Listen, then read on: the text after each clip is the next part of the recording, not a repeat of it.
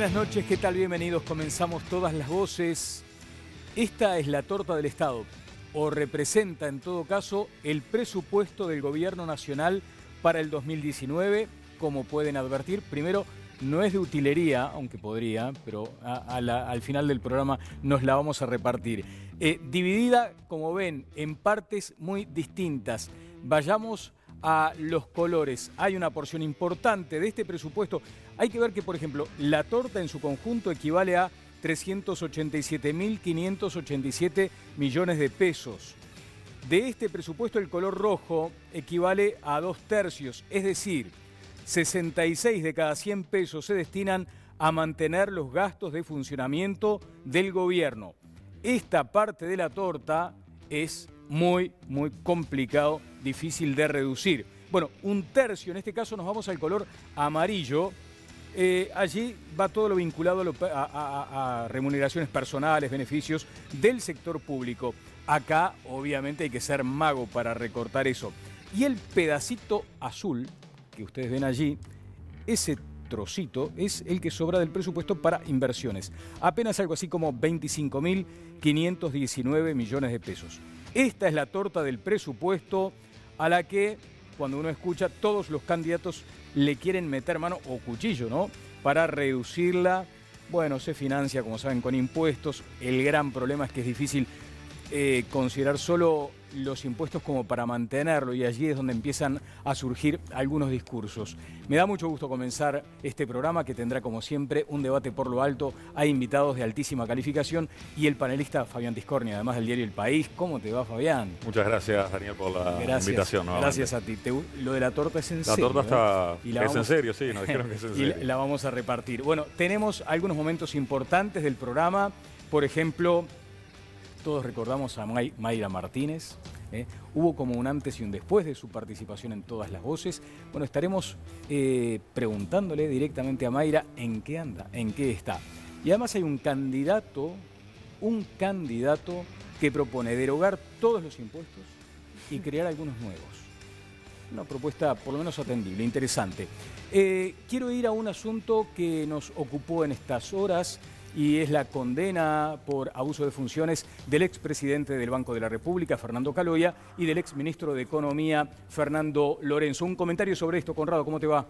El 1 de octubre del año 2012, en la tarde, desde el avión, que después fue el avión que compró Tabaré, Pepe Mujica, que iba a Perú, le contó a todos los uruguayos que estaba todo arreglado, ¿está? Y efectivamente estaba todo arreglado. Esa noche nos enteramos que el comprador, porque lo había transmitido a algún canal, era una firma que se llamaba Cosmo. Yo tenía tertulia al día siguiente, me puse a estudiar. Al cabo de media hora de estudiar los antecedentes de quien decía era la firma extraordinaria de gran prestigio que había comprado los aviones, me limité a decir en la mañana siguiente: acaban de venderle los 7 aviones de Pluna al Rápido Cisterna. Y cuando terminé el chiste, me acordé que la mayoría de la gente, salvo que fueran de mi edad, no iban a saber de qué estaba hablando. El Rápido Cisterna era un club de fútbol muy pintoresco en un programa magnífico de la televisión que se llamaba Telecataplum. Era un presidente chanta, un director técnico chanta y un equipo totalmente chanta. Bueno, los que se prestaron a eso, con un famoso aval, recibiendo la presión del señor presidente de la República, terminan siendo sancionados, Gabriel, por ese artículo del Código Penal. Ajá, que además en tu tuit tuviste un reconocimiento a las figuras de Fernando Lorenzo y de Fernando Caloia. No iba a decir otra cosa. Gabriel. Muy buenas noches, Daniel, y a la teleaudiencia. Esto lo venimos discutiendo con Connie desde esa época, así que imagínate. Pienso... Así que fuiste de los primeros que escuchó aquello del Rápido Cisterna. Sí, claro. Sí, claro, en vivo y en directo. Fue muy creativo. Yo creo dos cosas. Primero, los fallos judiciales se deben respetar, también se pueden analizar en sentido crítico. Dos, ha habido un tribunal de apelaciones, había una jueza que había absuelto a Fernando Lorenzo, el tribunal de apelaciones lo volvió a condenar, ahora hay otra instancia judicial. Creo que notoriamente en este episodio de Pluna el gobierno cometió errores y se cometieron errores, y en algunos casos bastante complicados, pero sí quiero decir que en ningún caso ni Caloia ni Fernando Lorenzo se quedaron con un peso. Ajá.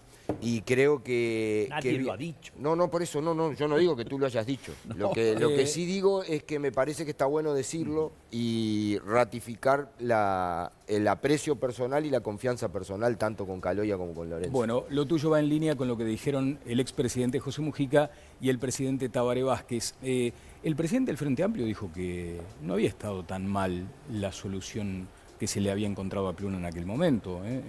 Eso lo dijo Javier Miranda. Viviana, ¿cómo te va? ¿Qué tal, Daniel? Muy buenas noches. Sobre esto, un comentario. Sí, el fallo del Tribunal de Apelaciones volvió a poner un poco en discusión el rol del expresidente José Mujica, ¿no?, en todo este tema. Y a mí me gustaría recordar que Mujica declaró ante la justicia por este caso.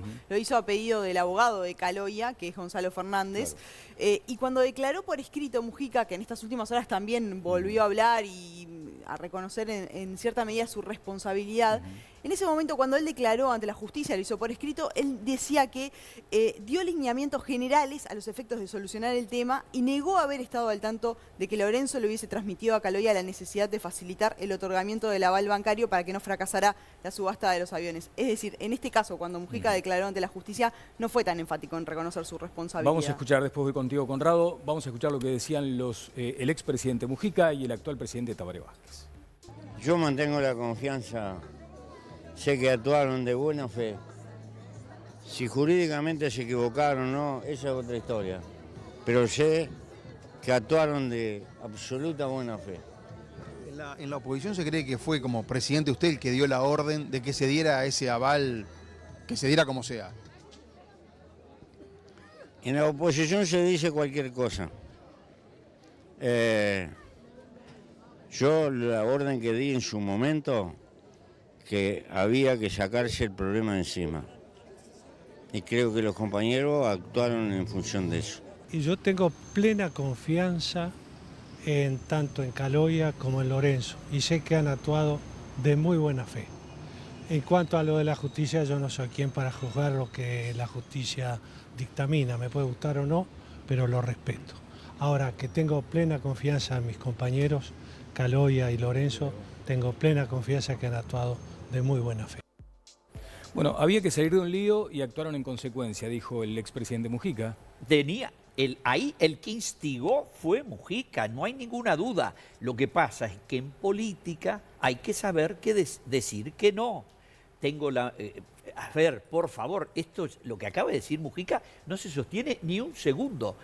Fernando Caloia tenía más de 25 años de trayectoria en el Banco de la República. ¿Me va a decir que no sabía que ese aval no se podía dar? Lo que pasa es que el presidente Mujica instigó a que le encontrara una solución a como hubiere lugar, y como él, en lo personal y en su trayectoria desde joven que agarró las armas, los criterios de cómo se debían resolver los temas de la sociedad y de la vida cívica eran muy pintorescos, estos señores aceptaron del señor Mujica una cosa inadmisible y ahora están pagando las consecuencias. Yo, reiterar, creo que notoriamente que hubo errores, creo que el proceso de Pluna es un proceso que debe discutirse y analizarse en su totalidad y no solo en este último episodio.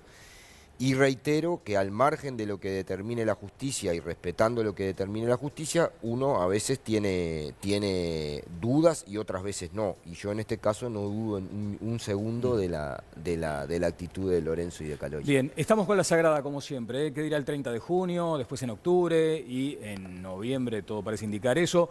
Aquí está la urna que nos acompaña como elemento sagrado, al que debemos respetar todo el tiempo. Y lo que hay que preguntar es, bueno, ¿cuánto pesa el bolsillo a la hora de emitir el voto? De algunas cuestiones vinculadas a eso vamos a estar hablando en minutos en el debate central. Jimena Savaris, ¿cómo te va? ¿Qué tal, Daniel? ¿Cómo estás? Muy buenas noches para todos. Es un placer saludarlos nuevamente. Sí, ya abrimos la comunicación con nuestra audiencia. Queremos que ustedes formen parte de este debate y pueden escribirnos a nuestro WhatsApp 094-140.000 y a nuestro Twitter, donde tenemos presentado el sondeo de esta noche. Lo que le preguntamos esta noche es lo siguiente: ¿cuánto pesa la situación económica personal a la hora de elegir a quién votar? ¿Mucho, poco o nada? Pueden participar hasta el final del programa y enviarnos sus mensajes que estaremos leyendo con el hashtag Opino en TLB. Bueno, muchas gracias, Jimena. Vean este gráfico. Sé que está demasiado poblado de números y de cifras, pero de pronto sirve para contextualizar el debate que se abre a partir de este momento. Así se asigna el presupuesto nacional, esto es en porcentaje del presupuesto, atención, no del Producto Bruto Interno, como suele identificarse, es decir, todo el dinero del que se dispone por parte del Estado para asignar y se distribuye de esta manera. Un 28% del presupuesto se destina a servicios de administración, gestión, apoyo y seguridad de la Presidencia de la República, diseño y aplicación de políticas, gestión de fondos, deuda pública, gestión de rentas internas, etc. 23% protección y seguridad social, incluye asistencia financiera y prestaciones del Banco de Previsión Social, del Instituto de Seguridad Social, cajas militar, policial, bancaria, notarial y de profesionales. Todas en algún momento también ocupan el debate. 17% del presupuesto para la educación, 11% para la salud, 6% para la seguridad pública, 3% del presupuesto va para infraestructura y transporte y un 2,3% para defensa. El resto, en porcentajes inferiores, se destina a desarrollo productivo, vivienda, justicia, cultura, registros, trabajo, innovación, etc. Bueno, esto es para que nos pongamos de cara a este debate que contará, como les decíamos, con 3 calificados y amables invitados esta noche. Están con nosotros Adrián Cabrera de Cambadu. Adrián, buenas noches, ¿cómo anda? Bien. ¿Apreció la torta? ¿Ya tiene algún comentario sobre la torta en particular? Tengo comentarios. Tiene comentarios sobre... Me lo va a dar en apenas un minuto. Si le pido a la producción, como siempre, muy eficiente, me gustaría en algún momento contar con la anterior participación aquí en Todas las Voces de Alberto Sayagués. Creo, sin temor a equivocarme, como suele decirse, que fue el primero que advirtió inconsistencias en el contrato ROU-UPM2. ¿Es así? ¿Cómo le va, Alberto? ¿Anda bien? No sé si será el primero, pero yo lo señalé en su momento. Primero, y eso estamos hablando desde hace muchos meses. Cuando lo tenga, la producción me lo va a señalar porque me parece importante volver a aquel punto. Está con nosotros además Pablo Darrocha, que integra el Instituto Cuesta Duarte. Pablo, buenas noches, ¿cómo anda? Buenas noches. ¿También tiene ideas de la torta? Sí, por supuesto que sí. Bueno, y Alberto también, me imagino, ¿no? Bueno, creo que somos muchos acá y que la torta no da para todos. No da, esa es la primera es verdad, tiene razón, pero vamos a tratar de... No, yendo directamente al asunto, ¿no? Esa torta representa mucho más que simplemente, digamos, un recurso material, práctico, casi estético de la producción. Hay mucho allí. Pero es muy gráfico. Es gráfico. Muestra exactamente la raíz del problema. ¿Y cuál es la raíz del problema, Alberto? Todos quieren un pedacito de torta y alguien tiene que pagar la confitería. Ajá. Bueno, todos quieren un pedacito de torta, hay que pagar la confitería. Y ahí está el dilema. Ahí está el dilema. ¿Cuál es el tamaño de la torta? Sí. ¿Cuál es el tamaño justo? Vio que fue una de la torta modesta, ¿no? Hay que señalar ¿Eh? eso también. Podríamos haber hecho una torta impresionante, importante. Esta es una torta uruguaya, digamos, ¿no? No tan uruguaya, es bastante internacional. Sí. Todas las tortas de esas son grandes. Ajá. El problema es, ¿se puede pagar esa torta? Segundo, ¿esa torta es suficiente para todos? Tercero, ¿el tamaño de la torta no perjudicará el crecimiento de la economía y por lo tanto a futuro el futuro del país? Y esos colores que se planteaban entonces porque decíamos, hay que ser mago para meterle cuchillo a algunas cuestiones. Allí estaba claramente determinado. Hay gastos que son rígidos y a usted le consta. Yo puedo opinar sobre cualquiera de los gastos que me digan que son rígidos. ¿Ah, sí? Y mostrarle casos de ineficiencia brutal. Y le voy a mostrar el que más conocen todos porque lo ven en la calle. El programa de personas en situación de calle. Ese programa cuesta unos 15 millones de dólares. atiende con 865 funcionarios, cifra del año pasado, a unos 1.600 cupos que tienen los refugios. El costo de cada persona, mes, refugio, son 35.000 pesos. Si le dan los 35.000 pesos a cualquiera de los que están durmiendo en la calle, feliz. Pero hay 1.600 en los refugios y están todos los que ven ustedes por ahí que no tienen refugio, que no van a los cupos. En invierno se mueren de frío y son más los que están en la calle que los que están en los refugios en este momento. Ese es un gasto muy ineficiente, 35.000 pesos por mes por cupo. Vamos a distribuir la palabra. Pablo Darrocha, tomando obviamente la referencia de esta torta, que es el gasto del Estado, es la torta del Estado. A ver. Bueno, a mí me parece interesante también lo que se acaba de señalar, porque tenemos la tendencia muchas veces a dar por supuesto el tamaño de la torta y enfrentar el problema de cómo distribuir la torta, independientemente de cuál sea su tamaño. Yo creo que es un debate pertinente, incluso si eso implica discutir posibles ineficiencias dentro del funcionamiento del Estado. Pero no es un tema menor discutir el tamaño de la torta, si hay posibilidades a que la torta sea de otro tamaño. ¿Y por qué? Podríamos preguntarnos si el tamaño de la torta es necesario en algún momento, sea otro, sea mayor. Con independencia, cuál sea su distribución, seguramente tenga que responder a cuál es ese modelo de país que deseamos impulsar y bueno, qué condiciones tenemos para impulsarlo. Entonces me parece pertinente ubicar esos tres elementos.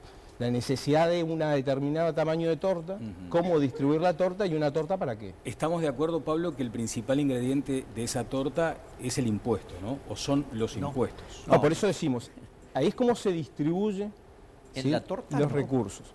A ver, lo que muestra la torta es a dónde corno van a parar seguro, los recursos. Es la pregunta que está planteada. A ver, el asunto es, si los impuestos son igual al tamaño de la torta, el país está en equilibrio fiscal. Sí. Este gobierno y este país no tiene equilibrio fiscal desde hace 30 años. Pero cuanto peor está, es ahora que está con 4,5. Claro. Pero hay que preguntarse si es válido tener peor, ¿no? o no tener. Llegó a estar peor cuando la crisis del 2002 y también del 82, sí, seguro. Pero digo, lo que estoy diciendo es periodos normales después de prosperidades locas y precios impresionantes de las commodities, el gobierno logró llegar muy cerca del equilibrio, pero la tentación es enorme a gastarse la plata. Sí, no, a lo que iba era eso, a lo que apuntaba Connie justamente, ¿no? El tema que hay un déficit fiscal que hay que financiar de alguna manera. Hoy está en 3% del producto, contando un efecto que después se va a volver en contra, es una trampa. Que es la ley de cincuentones, que hoy está generando ingresos para el Estado, pero de acá a 5 años va a generar más gastos, con lo cual el próximo gobierno ahí va a tener un tema que atacar, ¿no? Que es la reforma de la seguridad social. ¿Y el sector privado cómo ve esto, Adrián? A ver, claramente el tema de la torta, el tamaño de la torta, cómo se distribuye, cuál es la proporción orientada a cada rubro, a cada actividad, inversión, gasto público, es extremadamente importante. Pero, como decía Coño, ¿de dónde sale eso? Ese presupuesto, ¿de dónde se nutre? Y se nutre impuestos. Lo que es claro que no hay más lugar para impuestos. O sea, hoy el sector privado, el sector comercial está teniendo con impuestos explícitos un 50%, en el entorno del 50% de su renta se va en impuestos explícitos. Y hablo de explícitos claramente porque después están los implícitos, ¿no es cierto? Creo que es un tema a trabajar sobre la eficiencia, pero también atendiendo cuál es el principal insumo que nutre ese presupuesto, que son los impuestos. Bien, y allí es donde comienza a debatirse si es posible resistir una mayor carga tributaria en algunos sectores o si de pronto alivianando esa carga es que uno puede resolver mejor esta composición de la torta. Ustedes entienden, y cuando digo ustedes en particular, tú entiendes, Gabriel, que es posible que haya sectores con capacidad contributiva que pudiera ayudar a abatir el déficit fiscal. Yo creo 2 o 3 cosas. Primero, es cierto que eso Pero hay que imponer más impuestos. Yo creo que hay lugares donde se puede todavía trabajar con impuestos, pero a eso iba. Cuando se habla del impuesto, es cierto, los empresarios pagan impuestos, los trabajadores también, ¿no? No es que toda esa torta la ¿Y financian dónde los adviertes empresarios tú, con los Gabriel, impuestos. que hay capacidad? No, digo por una cuestión porque parece ser a veces que solo el sector privado paga impuestos. No. De hecho, una de las modificaciones que estaría bueno plantear, aunque se ha avanzado en la justicia tributaria en Uruguay, es que los impuestos como el IVA, que castigan más a la gente que tiene menos y al consumo en general, pesen menos en el financiamiento de esa torta y pesen más los impuestos que gravan a la renta, que pesan muy poco en Uruguay, muy poco. Muy poco comparado con Brasil y Argentina, muy poco comparado con los países del OCDE que queremos tener de... En términos groseros, bajar el IVA y de pronto subir un poco el IRPF, en esa Hay lógica. distintos a IRPF. El IRPF, Bueno, el IRPF a quienes ganan la mucho. categoría de IRPF 1, que es la que grava el capital, es tarifa plana, ¿no? Entonces, por lo tanto, una de las posibilidades es hacerla progresiva. El impuesto al patrimonio en el Uruguay lo pagan menos de un 1.5% de la población y a veces cuando nosotros planteamos discutir esos impuestos parece que vamos a afectar, discuten con nosotros y se ponen, es muy sintomático, eso muy interesante. Se ponen a discutir como si lo fueran a tocar gente que aunque sacara 5 de oro seguido no pagaría nunca el impuesto al patrimonio, ¿no? Entonces creo que esos son los debates que hay que dar. La estructura de financiamiento de esa torta, la necesidad del crecimiento de la torta y en un momento de retracción económica, de crisis económica regional, es notorio que hay dos elementos que juegan en Uruguay. Todos entendemos, yo respeto mucho el planteo de los empresarios y tienen razón con algunos de los planteos que hacen. Me interesó mucho algunos planteos sobre las compras públicas en este último documento y de reserva de mercado en los tratados de libre comercio, porque me parece que era un planteo que veníamos haciendo hace tiempo y que no se tomaba de recibo. Pero digo dos cosas nada más. Está claro que Uruguay va a ser siempre un país exportador por escala y va a tener exportación. Ahora, en momentos de retracción, de guerra comercial entre Estados Unidos y China, etcétera, no hay que despreciar el peso del mercado interno y no hay que despreciar el peso de la inversión pública como dinamizador de la economía. Y para todo eso se necesita agrandar la torta. Ajá. ¿Se ha cumplido ese precepto casi bíblico en el Frente Amplio de que pague más el que tiene más o hay para avanzar allí? Hay mucho para avanzar. Hay mucho para avanzar, no sé. Conrado, ¿sabes que estoy pendiente además? Porque va a venir un candidato que nos va a plantear si se pueden llegar a derogar todos los impuestos, cuáles deberían crearse. Pero yendo específicamente a lo que decía Mazarovich. Un disparate completo, cuadrado. Primero, el 50% de la tributación de la DGI, porque vamos a entendernos, hay dos fuentes, en realidad son tres, pero dos fuentes de impuestos para financiar la torta del gasto general del Estado. Esas dos fuentes son el comercio exterior, a través de las recaudaciones aduaneras. En este trimestre que terminó fue 155 millones de dólares lo que recaudó la tributación sobre el comercio exterior, que en otra época era la fuente principal de la recaudación de impuestos en Uruguay, y los de la Dirección General Impositiva, que son 2.664. Es decir, la Dirección Impositiva, esto es un trimestre, la Dirección Impositiva recauda unos 10.000 millones de dólares. Recauda unos 10.000 millones de dólares. En esa recaudación, la más importante de todo el sistema, el 50% es el impuesto al valor agregado.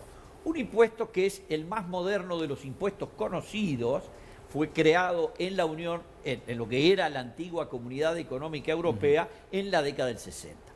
En el Uruguay, desde hace 45 años, está como tal el impuesto al valor agregado. No lo inventó el Frente ni lo desinventó, simplemente lo subió un poquito en cierto momento y está ahora. Anunció que iba a bajarlo y después no lo bajó. Y recauda el 50% del gasto del Estado. Los otros tributos son lo que se llama los tributos indirectos, que gravan los combustibles, los cigarrillos, las bebidas alcohólicas y algunos consumos suntuarios y las bebidas sin alcohol. Eso se llama el IMESI y es un impuesto enorme. Para que tenga una idea nuestros escuchas, en el caso de la nafta, el gasoil no tiene IMESI, en el caso de la nafta, más de la mitad del precio de los 54 pesos con 95 que paga en el litro de la nafta super, más de la mitad son tributos de IMESI. Que por eso, obviamente, el Uruguay tiene una enorme precio del combustible, pero no es solo por esto, porque también el precio que cobra la refinería está completamente desalineado. ¿Y es razonable pensar en que pueden bajarse los combustibles, por ejemplo? ¿No sería una forma de perder capacidad de recaudación fiscal? ¿Por qué? Si el impuesto es fijo por litro vendido, no hay manera. Cualquier reforma, primero, si en vez de ser uno solo ANCAP, hubiera 18 firmas importando nafta para vender, trayendo de los lugares más baratos o más cercanos o de mejor precio, la recaudación, es más, bajaría el precio, subiría la recaudación porque se venderían más litros de... Sí, la pregunta ahí es si en un mercado tan chico como el uruguayo va a haber 18 pero, empresas. a ver, ¿por qué los bares y las fiambrerías No te pueden metas con estar en Cambado. régimen de abundancia libre como los señores de Cambado y le parece que en combustible mejor que haya uno? Perdón, si el mercado es chico, lo mejor no es que haya uno, es que haya 18. Entonces, pero ¿alguien tiene alguna duda que una cosa que se cobra sensiblemente por encima del precio internacional en el Uruguay y pudiera traerlo del exterior a menos precio y venderlo? Habría 80 firmas, llamamos a licitación, empresas que quieran, a los 5 minutos hay 50 empresas que quieren hacer Me está pidiendo eso. la palabra Gabriel, pero además... Adelante. Porque además hay una cosa, ¿no? Yo me quiero instalar, porque además es casi que un mandato para quienes estamos a veces asistiendo al debate, ponerme en el lugar de la gente. Lo que quiere hoy el ciudadano que está mirando todas las voces es saber, a ver, todo este agujero que muchos entienden que es impresionante del déficit, ¿lo van a financiar solo con esos recortes, digamos, o van a necesitar aplicar un nuevo régimen tributario que me termina afectando? ¿Cómo se resuelve, Alberto? Creo que habría que dimensionar un poco más el agujero.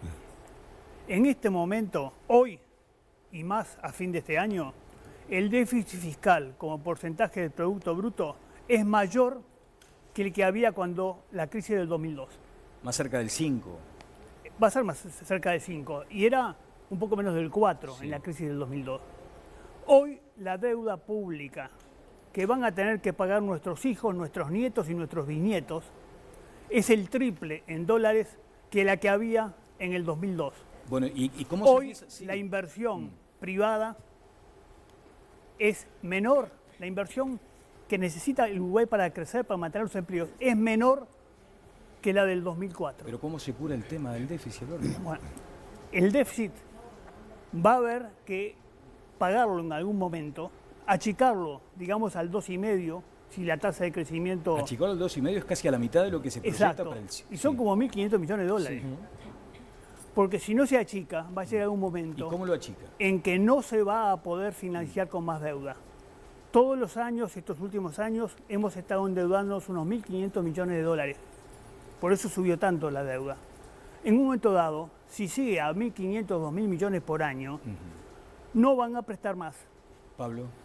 No, a ver, no me parece que sean puntos comparables lo que estaba sucediendo en el 2002 con lo que está sucediendo ahora. De hecho, podemos hablar que el nivel de endeudamiento se haya multiplicado por 3, pero las reservas, los activos netos, que es la manera de contrarrestar, se multiplicaron por 5. Los niveles de reserva que hoy tenemos son significativamente superiores a los que teníamos. En la relación deuda con respecto al producto en términos netos es significativamente inferior hoy que la que teníamos en ese momento. Pero aún así, medir el déficit fiscal sin analizar la situación financiera del país, yo entiendo que cualquier déficit, que son cuando los egresos superan los ingresos, se cubre con deuda. Y eso no está bien y me parece que es razonable tratar de reducir esos niveles. Pero antes, que me parece que es un tema central y que no lo estamos volcando, es ¿por qué se generan los déficits? O, más aún, ¿por qué existe el Estado? Porque en definitiva parece que existen los impuestos por una cuestión de espontaneidad y no como un mecanismo de financiamiento del Estado, porque debe haber un Estado para corregir las fallas que produce el modelo de acumulación capitalista. Entonces hay todo un relato que hacer que me parece incluye más variables. Claro, Pablo, en el Cuesta Duarte, ¿les llamó la atención la manifestación de Danilo Stori diciendo que se había gastado mal de pronto, que había que corregir ese aspecto? Es que posiblemente, y de hecho uno se puede centrar en las empresas públicas. Las empresas públicas del año 2012 a la fecha llevaron un proceso de transformación, de que pasaron de lo que eran los pagos de productividad a un sistema de retribuciones variables. ¿Se gastó mal? Y eso significó empezar a indagar en procesos de mejora de la gestión. En algunos lugares se lograron procesos de mejora significativa, el caso de Antel es muy pragmático en ese sentido, y en otros no se avanzó tanto. Yo creo que existe espacio para mejorar la gestión, sin duda. Gabriel, dame un minutito, por favor, Viviana, porque me estaba pidiendo la palabra. No, yo primero, los dos somos muy de hablar con Conrado en términos muy espectaculares, Conrado, ¿no? Y dice lo del disparate cuadrado, pero en realidad cuando da los números nos estamos refiriendo a eso, ¿no? El peso del IVA, 50% de la recaudación. Yo sé que el IVA no lo inventó el Frente Amplio, ni no inventó los impuestos del Frente Amplio. Ni lo derogó. Lo que digo es que efectivamente, hay un peso en la financiación que está interesante ver y explicarle a la gente, como decías vos, Daniel, que una parte muy importante del financiamiento de eso lo financiamos todos, con lo que pagamos con un impuesto que es regresivo desde el punto de vista distributivo. Y nadie está hablando de eliminar el IVA, estamos hablando de ver esas cosas. Segunda cuestión. Yo creo que es muy importante lo que decía Sayagés en torno al tema de las comparaciones con el 2002. Yo entiendo algunas cosas, creo que además de lo que agregaba Pablo, teníamos en ese momento un Banco República con un presupuesto casi negativo y hoy tenemos un Banco República con una fortaleza extraordinaria y un sistema financiero mucho más firme. Teníamos una situación de consumo y de depreciación brutal de todo y hoy tenemos otra situación y por lo tanto lo estamos enfocando. Y termino con esto. Sí. Me parece que es la discusión, y le digo a mi colega aquí, le damos la palabra, me parece que el otro aspecto que falta es hablar. Esa torta y eso otro que tú mostrabas ahí, porque explica más que la torta, la distribución de todo lo que se hace, porque esa parte azul mucho tiene salud, educación, esa parte, ¿no? Lo que a mí me parece que hay que debatir también es el modelo de crecimiento que queremos y cómo hemos ido creciendo. Ajá. Y ese es un aspecto interesante, porque se puede crecer. El crecimiento es una condición necesaria para el desarrollo, pero no alcanza solo con el crecimiento para el desarrollo. Me gustaría que después comentáramos la afirmación del precandidato Daniel Martínez, que dice que Uruguay es el que mejor, tomando nota del índice Gini, es el país que mejor reparte la torta. Fueron expresiones creo que textuales. Quiero ir con Viviana. Brevísimo, Fabián. ¿Las calificadoras están encendiendo alguna luz de advertencia? Las calificadoras lo que están haciendo es dando un compás, abriendo un tiempo de espera. Van a esperar hasta que asuma el próximo gobierno para ver cuáles son sus planes. Y todavía no van a tomar una decisión de bajarle la nota a Uruguay. No hay ese riesgo. No está ese riesgo hoy, pero digo, si el próximo gobierno que asume no hace nada y el déficit sigue exactamente igual y ven que los planes no son sustentables, evidentemente hay una calificadora que tiene Uruguay en el mínimo del grado inversor y que si le baja un escalón la nota, Uruguay perdería el grado inversor y eso va a llevar a un mayor costo de financiamiento. Bien, llegó el candidato, Viviana. No, brevemente para Pablo, yo he escuchado a economistas de distintos pelos políticos hablar de que indefectiblemente el nuevo gobierno va a tener que hacer un ajuste en los impuestos a la ciudadanía. Obviamente es un tema que en campaña electoral nadie lo plantea, pero quería saber tu opinión sobre si efectivamente va a ser necesario este ajuste fiscal. Yo considero que hay dos reformas que son inevitables de cara a la próxima administración. La más importante es la seguridad social, porque no se ha mencionado, pero la porción más importante de esa torta tiene que ver con las transferencias a la seguridad social y ahí está todo el debate de la caja militar. Y por supuesto creo que hay necesaria una profundización de la reforma tributaria con los mismos principios, o sea, de generar mayor ponderación o mayor participación a los impuestos directos sobre los indirectos, pero donde, respetando los principios de equidad horizontal y vertical, creo que hay espacio, lo decía Gabriel al principio, donde pueden ser agudizados de repente el peso de algunos impuestos sin necesariamente que con esto aumente la presión tributaria. Hay planteado en el PIT-CNT otra variante, que son las exoneraciones al capital. Por supuesto, no, todas las exoneraciones. Nosotros no estamos en contra de la aplicación de las exoneraciones porque podrían ser una política de incentivo. Sí, de algunas en particular, particularmente los que están referidas a la enseñanza, consideramos que no son pertinentes, pero que sí nosotros proponemos la asistencia revisar de privados el esquema a la de educación. exoneraciones para ver si en algunos lados efectivamente genera un estímulo a la inversión. Pablo, es eso básicamente, ¿no? La asistencia de empresas privadas al sistema educativo. Sí, de la los renuncia colegios. fiscal desde muchos puntos de vista, no necesariamente el de la participación de las empresas o directamente que no tengan que tributar. Bueno, mirá cuánta gente ha venido, creo que acá tengo la imagen que lo dice todo, la gente que ha venido a escuchar al candidato, que además viene con una idea que en principio puede parecer alocada, pero él tendrá sus argumentos. Él plantea que hay que hacer una derogación absoluta de todos los impuestos y, obviamente, como hay que alimentar a la torta, crear algunos nuevos. Está con nosotros el señor candidato. Adelante, ¿cómo le va? Buenas noches. Mirá quién. Placer, como de costumbre. Presidente. Y espero que los televidentes la estén pasando bomba como la estamos pasando nosotros aquí. Como bien decía, hay que empezar por el principio y principio tienen las cosas. Se habla de impuestos, pero ¿de dónde vienen los impuestos? ¿Hacia dónde van los impuestos? Los impuestos vienen del latín. Latín y significa impositus. Impositus. Y algo que se llama impositus no puede traer nada bueno. Por lo tanto, ¿sabes? Porque dicen impositus y es como que te van a poner algo en algún lado y vos no sabes bien por qué ni para cuánto va a durar. Por eso, lo primero es eso. Actualmente, y ya nos metemos en nuestro país y en el mundo también, pero en nuestro país fundamentalmente, hay un escenario bien clarito con respecto a los impuestos. Pero bien clarito, contundente, claro. En primer lugar, y por un lado, vamos a ponerlo por este lado, hay algunos que sostienen, bueno, que se deberían subir algunos impuestos para paliar, y por qué no, apaliar el déficit fiscal. Otros, en este mismo lado, digamos, sostienen que, bueno, que no hay franja, ya no hay posibilidad de subir más impuestos, pero que tampoco se deben bajar. Cosa rara, un stand-by, digamos, en impuestos. Otros sostienen que sí se deben bajar los impuestos. Eso por un lado. Y en el otro lado estoy yo. Y solo yo, que digo que los impuestos ni se suben ni se bajan. Tienen que desaparecer. Todos, absolutamente todos. Porque creo que todos, incluso los que están aquí, de un lado y del otro, coincidirán conmigo que nuestro sistema tributario es un sistema hiperdeterminado, con más ecuaciones que variables, y por lo tanto de difícil implementación. O sea, hablando mal y pronto, un quilombo. Por lo tanto, hay que simplificar, hay que seguir reduciendo. Y yo aquí tengo mi reforma tributaria.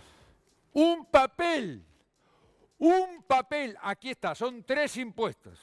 3 impuestos, solamente 3 impuestos. Y ninguno, piensen en uno, ese no va. Todos los que nombraron acá, ¡pum!, desaparecieron. Vamos a empezar con el primero. Es el MIM. M-Y-M. MIM. Mitad para vos y mitad para mí. Cuando digo mitad para mí, yo soy el Estado. Como dijo Napoleón, le fue bastante bien, después lo que sea, pero bueno, una cosa así, ¿no? O sea, el Estado. ¿Cómo funciona? Es bien simple, bien simple. Fíjense, si tienen papel y lápiz, vayan anotando porque acá van a salir corriendo a votarme. Toda persona física o jurídica que gane más, o sea, hasta el tope, ¿no? Este es el tope, hasta $400.728, hasta $400.728 al año, no pagará impuestos. Ninguno, ninguno. No sé si aplauden de allá o aplauden de allá. No sé si los tengo atrás o los tengo adelante. Atención, atención.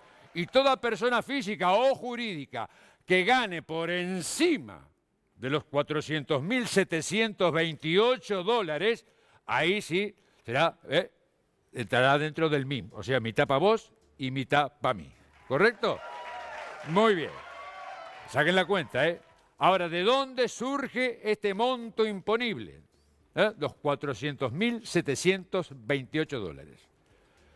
El sueldo del presidente de los Estados Unidos es de, mire, lo tengo acá anotado porque si no, las cuentas tienen que ser claras, $33.394. Si multiplicamos eso por 12, nos da este monto imponible.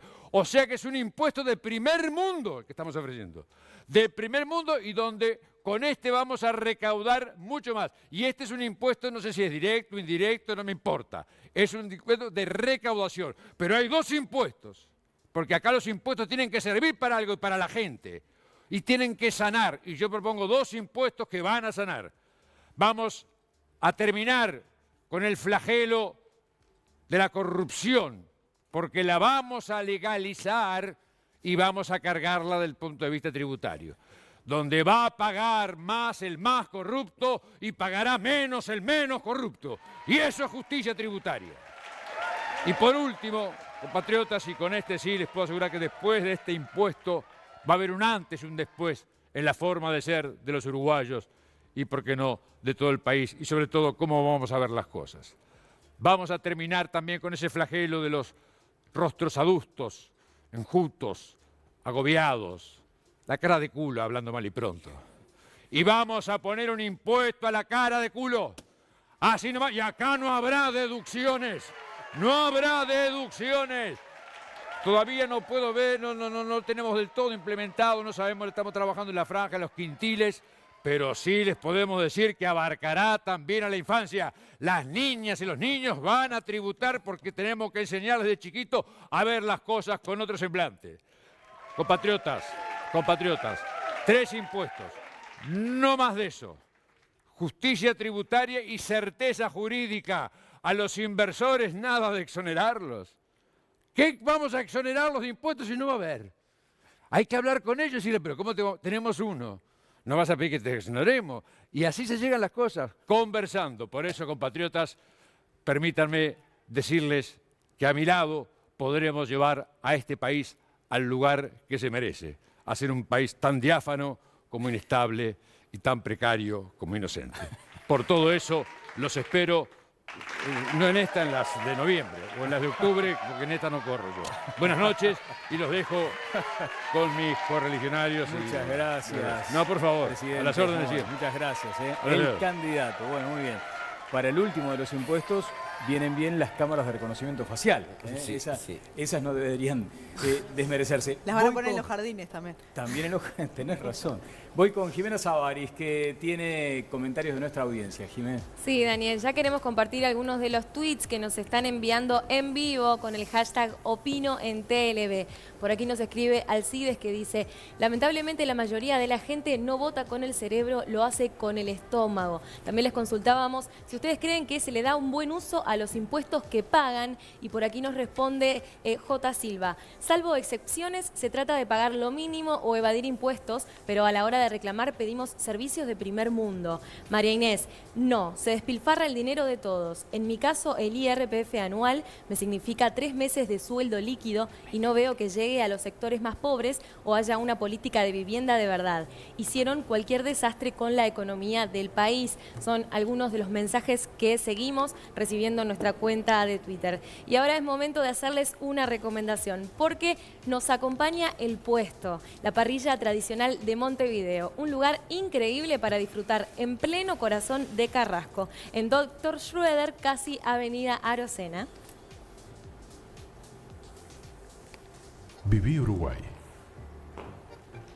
Gastronomía, estilo y tradición en uno de los lugares más lindos de Carrasco. El Puesto, la parrilla tradicional de Montevideo.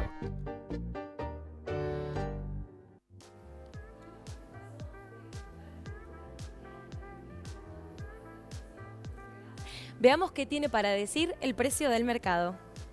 Soy el precio del mercado y estoy totalmente impresionado. El 13 de junio se lanza Mor Buceo y subastan 50 apartamentos en un innovador sistema de preventa. La base es de $60.000 en una ubicación espectacular y todos en un solo día. Son precios totalmente fuera del mercado, o sea, de lo que yo decido. Y como si fuera poco, tengo la entrada estrictamente prohibida. Nunca vi una cosa igual.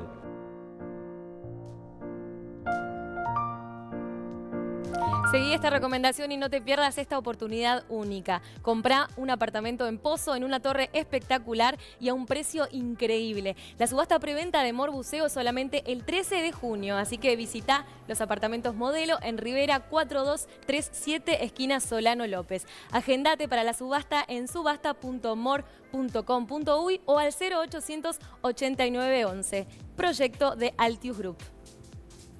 Bien, notable, Jimena. Me quedo un ratito contigo, Jimé, porque estuviste con Mayra Martínez. Tenemos esa historia que es conmovedora y que seguramente Jimena la presentará más adelante. Apenas un titular de eso, Jimé. Sí, nos encontramos con Mayra, que la conocimos el año pasado trabajando en el canal. Es una venezolana que vino de su país buscando una oportunidad nueva aquí en Uruguay. Y en minutos nada más estaremos con esta preciosa entrevista que tuvimos con Mayra. Bueno, notable. Y además tenemos un informe especial de Viviana Ruggero. En este caso se refiere a la posibilidad de que estemos ante casos de trata de personas. Sí, de hecho, bueno, la llegada de ciudadanos cubanos el año pasado fue muy grande y el gobierno planteó una estrategia para enfrentar a los coyotes y para frenar la llegada ilegal de ciudadanos cubanos a Uruguay, y sobre esto vamos a estarles contando. Una estrategia que ya está en marcha y que viene dando buenos resultados. Por lo menos la evaluación que hace el Ministerio de Relaciones Exteriores es muy positiva. Bien, yo sé que los técnicos y además las mentes brillantes que tengo aquí en el panel de pronto van a discrepar con la figura que voy a plantear, pero uno a veces en la búsqueda de metáforas para representar de qué estamos hablando, para que usted lo sienta también en su casa, decimos, bueno, los impuestos es algo así como aquellos gastos comunes que uno le destina a la administración del edificio en el que vive, ¿no? Bueno, el país es el edificio, hay que administrar los gastos comunes, entonces hay que recaudar. Pues bien, hasta allí uno podría llegar a suponer, bueno, pero ¿qué recibo a cambio? Yo aporto, pero ¿qué recibo a cambio? ¿Qué me da el edificio? Me da, en fin, va a estar limpio, va a estar seguro, va a tener cámaras. Bueno, ahí es donde, si yo le pregunto a usted, ¿está dispuesto a pagar impuestos? Y de pronto a coro me van a decir que no. Ahora si le digo, pero es para administrar nuestros gastos comunes, ya lo van a pensar un poco más. Ahora, le debo decir también que el del 101 está en la mala y que hay que ayudarlo un poco, que no tiene trabajo, que tiene problemas familiares, hay que asistirlo.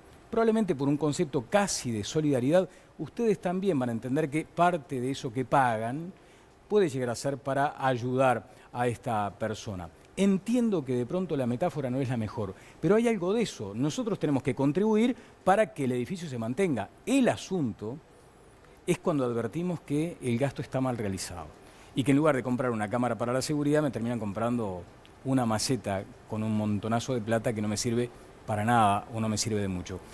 Comparte que más o menos va por ahí. Pablo, ¿estás de acuerdo con que va por ahí más o menos? No, coincido que importa mucho el uso que se haga de los recursos y que el uso sea eficiente. Pero la figura esa de la administración. Sí. Para hacer el paralelismo justo, sí, que tiene que ver por qué recurrimos a los impuestos con esto de que se imponen, tiene que ver porque hay algo que hay que corregir, porque si no, no parecería tener sentido. Y eso también es parte del relato. Alberto. Tiene razón. Hay cosas para corregir en cualquier sociedad y en cualquier régimen económico, socialista o capitalista, porque no todo lo va a solucionar la economía. No hay que olvidarse que la economía de mercado, no el capitalismo, la economía de mercado funciona en base a la ganancia de los empresarios, al espíritu individualista que tienen, pero solo soluciona y maximiza la parte económica, porque en el mundo está muy claro que son las economías de mercado las que mejor producen. Pero la vida en sociedad es algo muy distinto a la economía de mercado. Tiene otros objetivos que el mercado no puede solucionar. Por eso está la presencia del Estado, por eso hay que recaudar impuestos, por eso hay que distribuirlos de otra forma, porque la sociedad, reitero, tiene cosas que la economía de mercado no puede solucionar. Alberto, ¿y entonces cómo mejoraría la metáfora del edificio para que podamos comprender bien? Asociado a esa idea suya. Bueno, la metáfora es buena, pero no nos lleva a las conclusiones que puede haber. Ajá. Adrián. Eficiencia en la gestión del gasto y en lo que tiene que ver con si el ser humano, el ciudadano o las empresas quieren pagar impuestos, por supuesto, digo, o sea, cuanto menos impuestos pueda pagar, en términos razonables mejor, pero es lógico que el financiamiento en gran medida se nutre de los impuestos. Pero no se puede matar la gallina a los huevos de oro.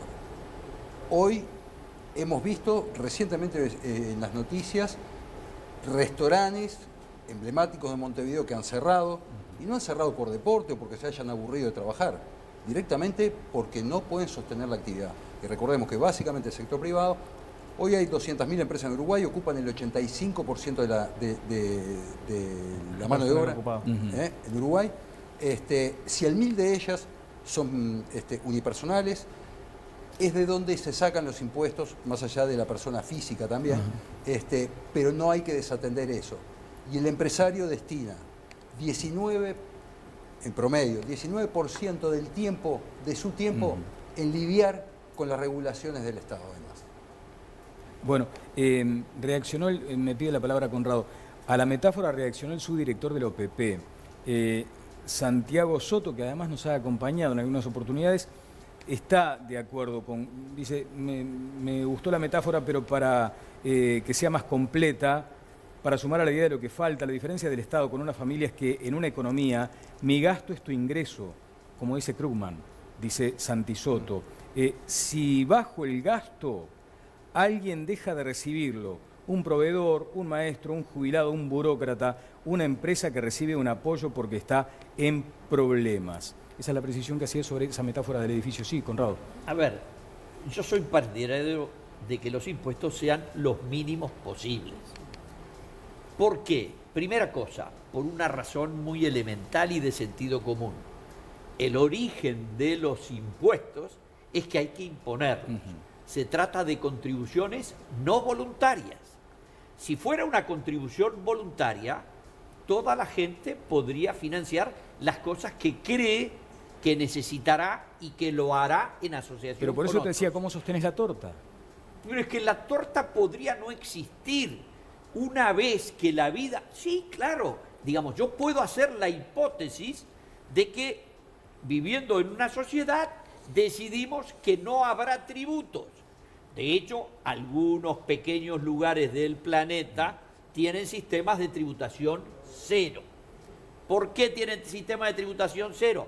Por razones que, digamos, la pequeñez de los gastos comunes, que son los gastos que se financian con la colectividad. Pero entonces, si los impuestos tengo que imponerlos y no pueden ser voluntarios, estos deberán ser los menores posibles. ¿Por qué? Porque se los tengo que detraer a todos y a cada uno de los actores, algunos de los cuales, la mayoría, no tienen ganas de compartir, solo están dispuestos a compartir aquella porción que les permita financiar aquellas actividades en donde necesitan del prójimo, porque el ser humano es un ser gregario, necesita vivir en sociedad. Por lo tanto, lo razonable es que los tributos sean los más pequeños, el Estado sea el más pequeño, las funciones sean las esenciales. Si tenemos que resolver una disputa entre tú y yo respecto a un contrato que nos liga, la lógica es que contratemos a alguien. Podríamos hacerlo privadamente, pero es posible que entre todos decidamos contratar a un juez. Y si además, yo además optara por salir a hacer tropelías y asaltar a los comercios del barrio, alguien tendría que ocuparse de la seguridad. Esas son las cosas que son esenciales. Las demás las provee la gente, como vende Frankfurter, pan en la panadería, servicios de restaurante, prostitutas, la educación, la salud y tarot. Pero por eso, ¿te parece razonable en una lógica de mercado? Pero la existencia del Estado no se concibe, justamente se concibe sobre la base de que el mercado produce fallas. Esas fallas generan desigualdades, pero las tenés que corregir. Pero no hay que corregir. A ver, yo no estoy en el mercado de los autos de superlujo y no creo que tenga que corregir y que debiera generarse unas condiciones para que yo, supongamos que tuviera afición por las máquinas, los autos caros, tuviera que acceder. No, lo que tengo que tener es igualdad ante la ley, y eso me lo tiene que garantizar la vida en común, y eso son las normas constitucionales, y tengo que tener instrumentos y mecanismos para la asociación colectiva, para el otorgamiento de los servicios. En el Uruguay la salud no la provee solo el Estado. El Estado provee 1/3 de la salud. En los otros 2/3... Para los más necesitados. No es para los más necesitados, es para los que no pagan. Pero Connie, ¿vos preferís que entonces la salud y la educación la provean los privados? Absolutamente, por supuesto. De hecho, las nuevas tendencias en las sociedades más modernas introducen el concepto de la competencia en la provisión de servicios sociales, y de esa manera los que quieran prestar ese servicio que tiene demanda lo hacen con los recursos que eventualmente recauda a través de la Quedó compra. clara tu postura, Gabriel. Bien, yo en un programa anterior me decía Connie que yo era feligrés de una iglesia que tenía 200 años, el marxismo. Y bueno, él es feligrés de una iglesia bastante anterior al marxismo, ¿no? Tiene como 600 años, el 700. profeta es el que tiene 200 años. Aún así el profeta decía, cumplió el año pasado. Aún así 200 decía, sí, los profetas tuyos tienen mucho más que 200 años. Y aún así Bueno, Smith decía que la mano oculta del mercado no se podía meter en era educación oculta, y salud. La mano invisible. La mano invisible. Nunca, Adam Smith nunca nombró la mano invisible, pero no importa. Una Bien, gran obra. Yo termino con Connie quiere extender a todo, a la educación, a la salud. Yo creo que justamente tiene que ver también eso, el peso del Estado, con el desarrollo que necesitemos, que queramos ver. Hay que tener cuidado en un escenario de restricción internacional, donde la región Argentina y Brasil están destrozadas, y hay una guerra comercial entre Estados Unidos y China que es de la más grande de la humanidad. ¿Hay que tener cuidado fiscal y responsabilidad? Por supuesto que sí, por supuesto que hay que tenerlo. Ahora, aquí nosotros tenemos, en este periodo de tiempo en el que tanto se criticaba y se cuestionaba, tenemos un crecimiento y este déficit fiscal, es cierto, pero tenemos el crecimiento con mayor equidad de todo este periodo. Eso de la torta que habló Martínez. Sí, no solo el índice de Gini, porque se habla del índice de Gini que mide los ingresos, etcétera, pero también lo tenemos en el índice de desarrollo humano de la ONU y lo tenemos en el PBI por cápita. Y no son cosas que extremen todo, porque en realidad siempre jorobaban, un conocido mío me decía, en el promedio el petizo se ahoga, ¿no? De que obviamente no explica la realidad de todo el mundo esos índices promedio. Pero creo que hemos logrado un nivel de desarrollo con equidad que es lo que hay que mantener, y para eso se necesita una presencia del Estado en la economía, se necesita. ¿Hay que hacer mejor eficiencia? Sí, pero en ese color rojo que tú planteabas en la torta, hay parte de ese color rojo que tiene que ver con la educación, con la salud, con un montón de cosas de gastos de eso. Eso vos decías es rígido. No solo es rígido, es necesario, además de rígido. Fabián. Sí, no, ahí creo que hay dos puntos en debate, ¿no? Uno es el tema de si la carga impositiva llegó a un máximo. Todo parece indicar que al menos sí, por lo que está pasando además con el resto de la economía, ¿no? Lo que decían los empresarios, han bajado mucho la inversión, cae el empleo, entonces es un momento donde evidentemente es muy difícil poder subir la carga impositiva. Por otro lado está el gasto. Ahí tenés un problema de cantidad de gasto y de calidad del gasto. Calidad del gasto, evidentemente hay cosas para corregir. Se vio en el caso de ANCAP claramente en este periodo de gobierno. Y también hay un tema del régimen de pensiones, era lo que apuntaba Pablo, ¿no? El sistema de jubilaciones, donde hoy por hoy, entre Caja Militar, que se lleva 500 millones de dólares de asistencia al año, Caja Policial, que se lleva otros 200 millones de dólares, BPS, que ronda los 600 millones de dólares de asistencia, y que además el BPS, recordemos, tiene 7 puntos del IVA, de la recaudación de IVA que van para el BPS, y también lo que es el impuesto de asistencia a la seguridad social. Entonces ahí hay un problema enorme que además se va a ir agravando con los años y que hay que atacar claramente en el próximo periodo. Sí. ¿Decías, Pablo? No, que coincido que una de las reformas más importantes de manera estructural para de cara al próximo gobierno tiene que ver con la reforma de la seguridad social. Alberto. De acuerdo. Sí. Sí. ¿Y por qué no? Bueno, ese es el punto. Estamos todos de acuerdo, pero a la hora de sentarnos digo como sistema político, ¿no? Y firmar algo, allí surgen las primeras discrepancias. ¿Decías, Gabriel? No, yo estoy de acuerdo. Creo que es un enfoque muy interesante para ver el tema de la reforma de la seguridad social. Hay que ver las prestaciones que se brindan, el financiamiento de las distintas cajas de la seguridad social, y creo que Pablo hacía una descripción muy clara de los déficits principales que tenemos. Una cosa, Daniel, que sí me preocupa que quede en la audiencia una sensación de que el mercado es capaz de resolver todos los problemas. Yo no coincido para nada con esa visión de Connie. De hecho, lo que ha demostrado el mercado es que genera fallas y que estas deben ser corregidas. Entonces la pregunta muchas veces que tiene que ver con los mecanismos de financiamiento y por qué la carga impositiva y cómo diseñar un sistema tributario, tiene que ver con el destino final. Creemos los uruguayos que la educación tiene que ser provista por el Estado, creemos que la seguridad, la salud, la educación, la seguridad social debe ser provista. Ese tipo de preguntas tenemos que formulárnosla, responderla, y ahí vamos a ver cuál es la necesidad de financiamiento. Y después sí, sin perjuicio a lo que se dijo aquí, ser Pablo, eficiente en el gasto. Podríamos hacer otro programa, porque de pronto también, vuelvo a instalarme en el lugar de la gente, hay quienes pueden decir, bueno, el mercado plantea fallas, ¿no? Lo manejás en esos términos. Y yo pregunto, el mercado muchas veces es el que viene un poco a acomodar la situación, porque si vos tenés carencias en la seguridad, de pronto tenés que apelar a lo que te ofrece el mercado para tener más seguridad. Tenés falencias en la educación y hay que apelar a lo que ofrece el mercado desde el sector privado para de pronto poder equilibrar o para tener lo que vos entendés que puede llegar a ser una mejor educación. Yo creo que el mercado la puede salud es lo mismo. Mecanismos de crecimiento, lo dijo Gabriel al principio, pero no te va a resolver problemas vinculados al desarrollo. Porque después Tiene está que ver otro con asunto, temas distributivos. ha estado planteado aquí en este programa, ¿qué recibís vos a cambio? Porque si uno fuera y pagara los impuestos, Pero y a efectivamente, cambio eso de la recibiera- presión tributaria, Sí. ese es el fenómeno. Medir la presión tributaria, decir 30 es mucho o poco, lo que debería el ciudadano entender que, bueno, lo va a seguramente comparar en función a cuánto de mis ingresos se van en materia de impuestos y qué recibo a cambio, un poco lo que planteaba él.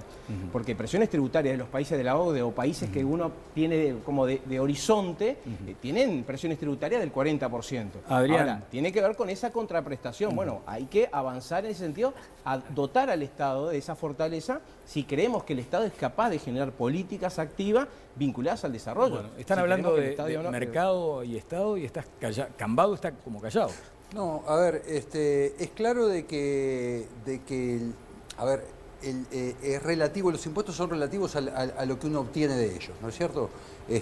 Los servicios, las prestaciones que pueda obtener de parte de quien administra los impuestos, ya sea para la población como para el sector empresarial.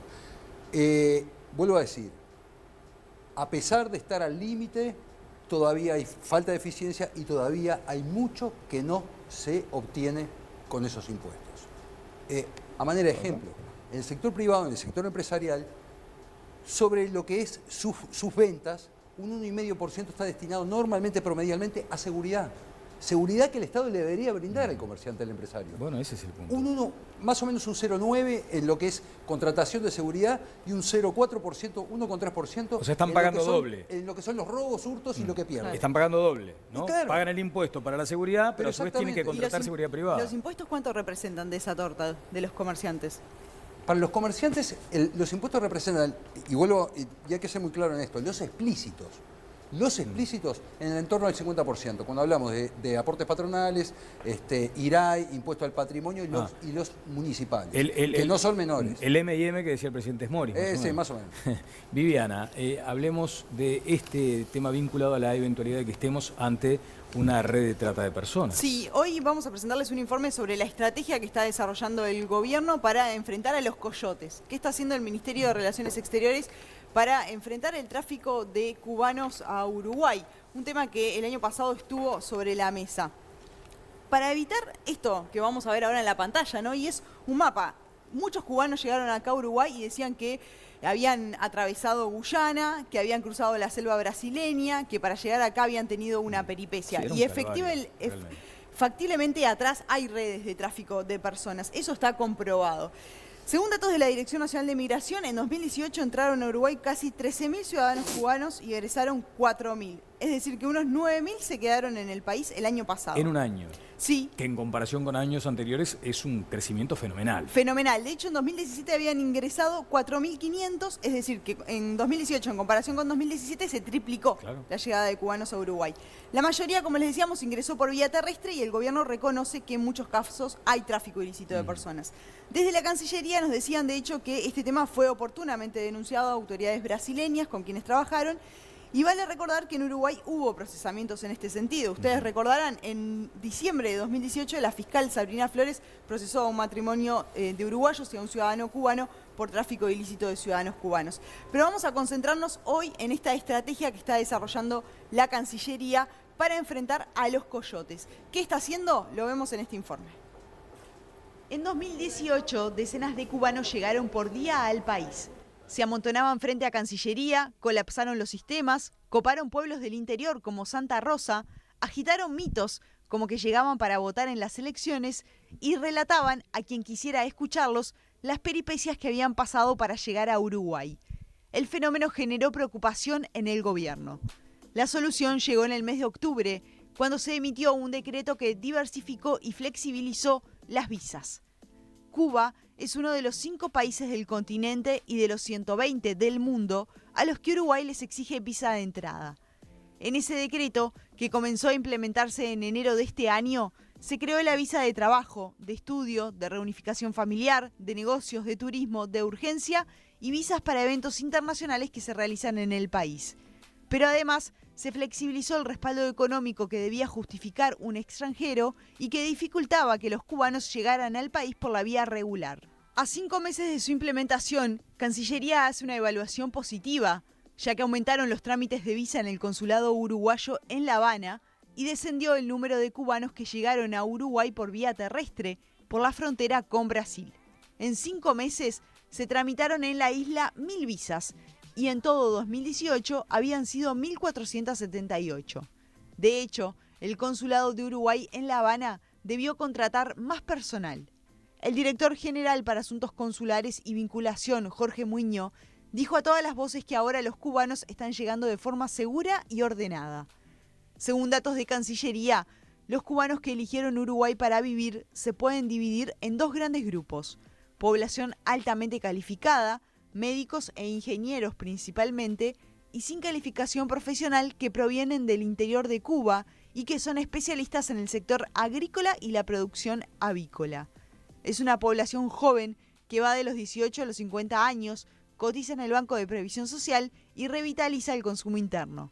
La gran mayoría de la población cubana se concentra en Montevideo, pero también viven en Rivera, El Chuy, Santa Rosa, Tala, San Juan Bautista, entre otros pueblos de Canelones. Bien, Viviana Ruggiero va a seguir además con este asunto más adelante. Vuelvo contigo ahora, Jimena. Sí, leemos algunos de los mensajes que nos llegan al WhatsApp 094-140.000. Por aquí Juanca dice: si los bomberos, la policía, la salud y los maestros pueden vivir con sueldos no razonables, ¿por qué hay sueldos exorbitantes en puestos del Estado? Allí está un gran ahorro y también en cargos innecesarios que lo único que hacen es generar gastos, nos decía. Por acá Walter: soy Walter de Colonia, hoy voto sin fijarme en la economía. ¿Por qué? Tengo 71 años, nunca viví mejor que en estos 12 años, con los que hoy prometen viví 58 años corriendo detrás de los pesos, nos decían por allí a nuestro WhatsApp. Y es momento de actualizar los datos del sondeo de esta noche. Hoy en Twitter les preguntábamos: ¿cuánto pesa la situación económica personal a la hora de elegir a quién votar? Pueden votar hasta el final del programa y los resultados parciales son los siguientes. Un 74% de nuestra audiencia dice que pesa poco, un 15% mucho y nada 11%. Hasta ahora 2.118 votos. Muchas gracias, Jimena. Se rompe, parece, un paradigma con eso, ¿no? Ese concepto que tenemos de que la gente vota con el bolsillo. Bueno, a través de este sondeo, ¿no? Una cosa es lo que se declara y otra cosa es lo que realmente sucede. Sí. Hay varias investigaciones que muestran que los gobiernos se cambian cuando la economía funciona mal y que suelen ser reelectos en este país cuando la economía funciona bien. Lo que parecería decir lo contrario en la investigación a lo que declara la gente. Si uno hace esa consulta, todos sí, yo pienso, pero le duele el corazoncito. ¿Está de acuerdo? Sí, coincido, sí. Efectivamente, sí. Sí. Totalmente. Así, mirá. Sí. O sea que esta coincidencia contrasta con el resultado del sondeo que hicimos, ¿no? Bueno, muy bien, tenemos que ir a una pausa. Luego de ella, ya que estaba Viviana hablando de corrientes migratorias, de inmigrantes, hubo circunstancias tremendas, ¿eh? Una de ellas la describíamos el año pasado aquí en Todas las Voces. A instancias de quienes conocían a Mayra, le hicimos una entrevista. Bueno, allí está parte de lo que en aquel momento nos sucedió, nos conmovió a todos porque era una persona con altísimas calificaciones, estaba en un trabajo digno aquí en el canal, pero obviamente que estaba muy por debajo de lo que ella podía aportar. Bueno, hubo un cambio, un antes y un después, como suele decirse. Después de su participación aquí en el programa, tendremos el placer de volver a escuchar en esta nota de Jimena Sabaris una vez más a Mayra Martínez. Eso viene luego de la pausa.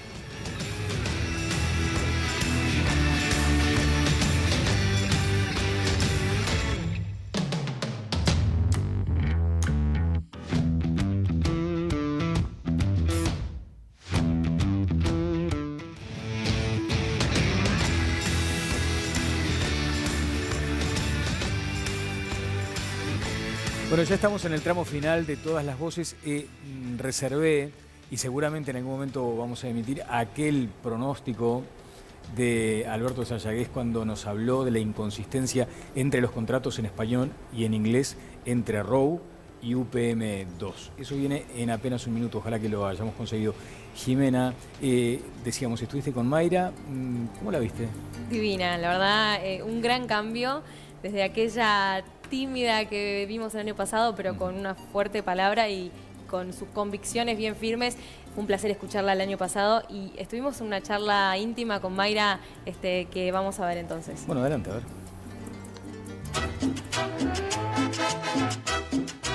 Conocimos a Mayra Martínez el año pasado trabajando en el canal, la vimos en los pasillos y luego conocimos más su historia. La invitamos en septiembre a hablar de su experiencia personal, llegando al país desde Venezuela y también cómo veía ella el país que había dejado. Muchas gracias por estar con nosotros, un placer volverte a saludar. Gracias. ¿Cómo estás? ¿Cómo te trata este año? Muy bien, estoy muy bien, por suerte, todo fluyendo, todo marchando y muy cómoda. ¿Cómo fue el momento en que llevaste tu currículum al canal? Porque nosotros te vimos trabajando en el personal de limpieza, pero luego conocimos tu historia verdadera y sabíamos que ese currículum era de una gran profesional, magíster en educación en Derecho. ¿Qué decía ese currículum cuando vos lo llevaste? Allí no coloqué que era profesora, ni que tenía maestría, ni que era abogada, solamente coloqué que tenía el bachillerato completo. Allí no hubo información de mis carreras profesionales.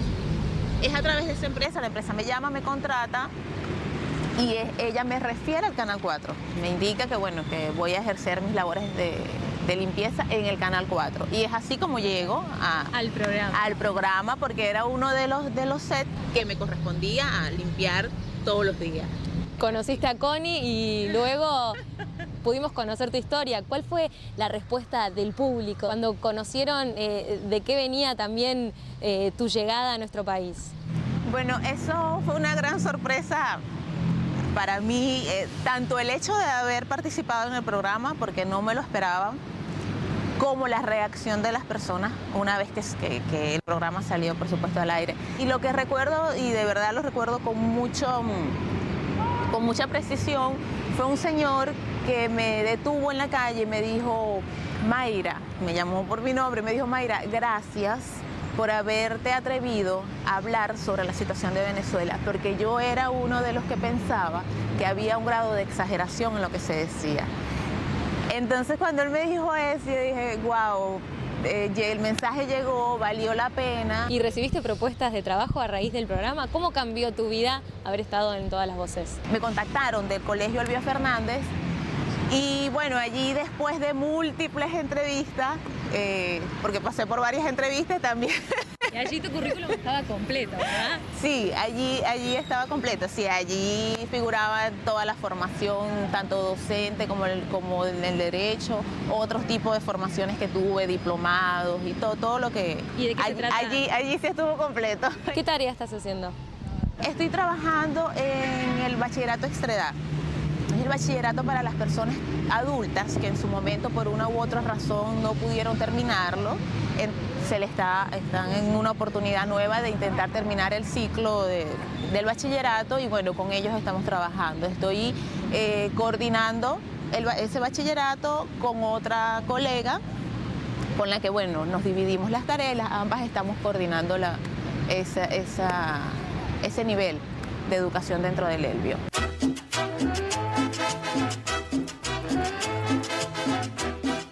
Bueno, una nota muy chévere, ¿no? Digamos. Escuchando música típica Claro. venezolana. Desde ya. Miren el tuit que además redactó hoy nuestra estimada Mayra, y allí dice, bueno, septiembre de 2018, Todas las Voces hizo honor a su nombre, dio espacio a otra voz, en consecuencia la voz de Venezuela. Hoy se repite la historia. Y a todo el equipo de Todas las Voces, gracias por tomar en cuenta esta venezolana. Pero hay una segunda parte. Tenemos una segunda parte, nos va a contar también cuál es la realidad hoy de su familia, más allá de lo que ella vive aquí y lo feliz que está con su nuevo trabajo. Lo vemos. Casi un año después, ¿cómo está tu familia? ¿Cómo está la situación? ¿Tú crees que hay posibilidades de que vuelvas a Venezuela o que ellos vengan para aquí? Bueno, con respecto a eso, recuerdo que el señor Daniel Castro me hizo una pregunta en el SEC, me preguntó qué debía suceder en Venezuela para que yo volviera, lo recuerdo.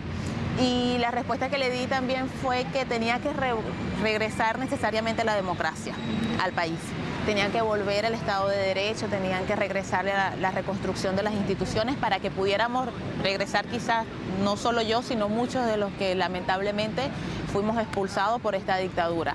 La realidad hoy de mi familia, luego de haber salido en el programa, mi hermano estaba en Venezuela, lamentablemente también emigró, salió del país, se encuentra ahorita en Ecuador y mi papá y mi mamá quedaron solos.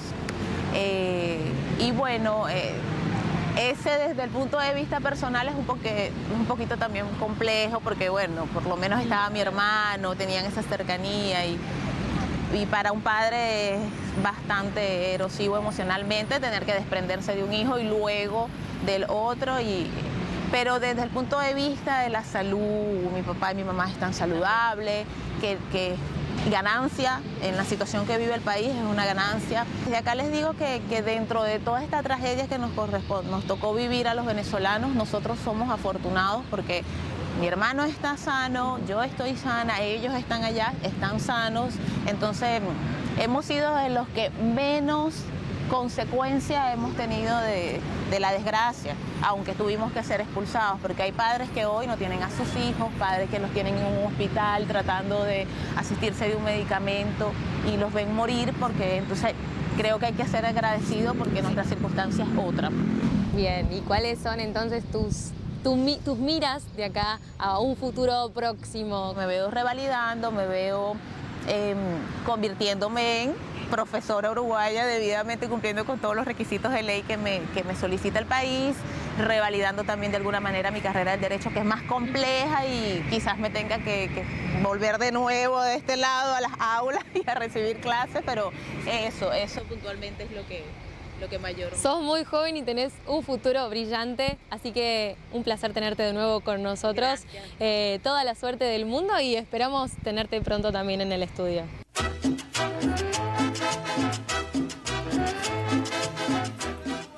Bueno, notable, fue muy grato volver a recibir a Mayra y además en esta circunstancia, ¿no? Bueno, estamos llegando al... Nos preguntan, che, ¿por qué ahora Todas las Voces va solo un día, no? Va a 2, martes y miércoles, porque si estamos... Sí. Es un programa de 2 días, ya estamos en la medianoche ya larga, ¿no? Alberto, ¿se anima a recordar conmigo este momento? Creo que lo tiene la producción. El momento en el que Alberto Sayagues, el contador, nos anticipaba algunas inconsistencias, desde el punto de vista groseras, en los contratos que firmaba el gobierno uruguayo con la empresa finlandesa UPM. Las versiones en inglés y en español tenían algunas variantes importantes. A ver. ¿Querés ver cuán malo es el proyecto de UPM? A ver. Pongan una placa que les pedí, que tiene errores brutales aritméticos, cero en aritmética. En el contrato, el contrato que vieron los finlandeses y que vieron acá el gobierno, tiene errores garrafales como los ven allí. Y esto es la página 29 y 30 del contrato que bajé del sitio web de UPM, de Presidencia. Tenemos que hacer mucho mejor los deberes. En lenguaje llano, Sayagues, ¿cuáles son los errores que usted advierte como groseros? 0,5 no son 5 centavos. 0,5 son 50 centavos. 0,6 son 60 centavos. Y si fueran los correctos, ¿qué es lo que está rigiendo? Porque la versión en español es la que vale, ¿se acuerda de lo que se firmó? Sí. La multa o el premio por no tener demoras es del 300% del ingreso. Es muy cachiporrero.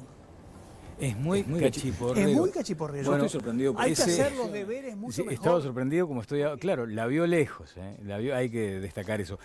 Alberto, muchas gracias. ¿Se instalará UPM al final? Cortita. No lo sé. Hay dos cosas que me molestan de UPM. Una es la confidencialidad, el secreto con que están todas esas cosas, que es una característica de este gobierno. Y la segunda cosa que me preocupa es si esto no es lo mismo que pasó con la minera Ratirí, con el puerto de aguas profundas, con el gas Sayago, con el oleoducto del puerto. Todas esas cosas que después termina pagando el país. Surgió un dato que quería compartir con Rado a propósito de esta situación de UPM, Connie. El 13 de mayo, el presidente Vázquez y la ministra de Vivienda decidieron premiar al 10% de sus funcionarios presupuestados con un estímulo por haber desarrollado con máxima dedicación y permanencia a la orden un trabajo. ¿Saben qué trabajo? El trabajo de aprobarle a UPM la habilitación ambiental. Y el premio que decidió el presidente en el artículo 3 del decreto 543 es que la retribución por todo concepto y fuente de financiamiento de los funcionarios comprendidos en este decreto no podrá superar los 137.393 pesos. Un escándalo. Muchas gracias a Daniel Cabrera por tu presencia. También estuvo con nosotros Pablo Darrocha del Instituto Cuesta Duarte. Muchas gracias, Pablo, como siempre. Fabián Descornia, muchas gracias. Muchas gracias por la invitación. Han sido muy amables. El reencuentro será el próximo martes. Antes, para el cierre formal de todas las voces, números finales de esta encuesta, Jimena. Sí, recibimos 2.221 votos hoy y los resultados son los siguientes. ¿A cuánto pesa la situación económica personal a la hora de elegir a quién votar? Un 74% dice mucho, que hoy lo había dicho al revés. Un 15% poco y nada, un 11%. Ahora sí. Vos sabés que... Bueno, sí. Allí estaba planteado. Sí, allí. Bueno, Cambio. Muy bien. ¿Qué te preocupaba? No, que ¿dónde está la torta? No vamos a repartirla al final del programa. Vamos a la torta. Habíamos quedado en eso. Bueno, ya está el cuchillo en la producción. Señores, el próximo martes, después de las 10:30, estaremos una vez más con ustedes. Que pasen todos muy bien.